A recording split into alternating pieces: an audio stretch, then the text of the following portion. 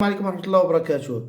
معكم اسماعيل. فيديو اللي كيتعلق بالحريق، فيديو ديال مجموعة من الشباب كيديروا مجهود ديالهم باش يضمنوا المستقبل ديالهم في بلاد من غير بلادنا، باش تترك بلادك وبأعداد غفيرة سنويا، فاعلم أننا أجمل بلد في العالم. تفرج في الفيديو مزيان.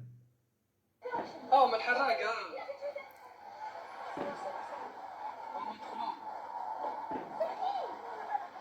الدراري والله إلا كيريسكيو براسهم والله. انت تجي تسكي كيوصل اللوح بنادم وتلاح.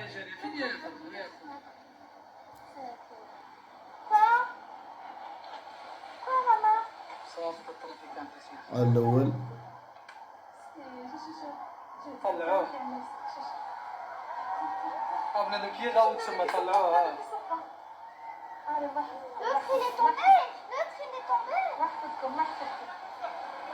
مش هتساعدكم مشي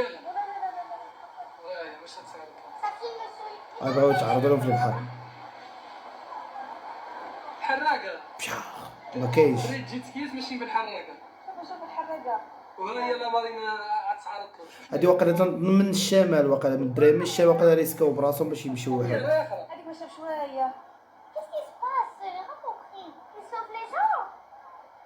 البنت مسكينه ما عارفاش، قالت لي سوف لي جون. ما فيه ما يشبرو ديسكيات ضروري. ديسكيات خفافي. ماما يقول مشاو جيتي مشاو ماما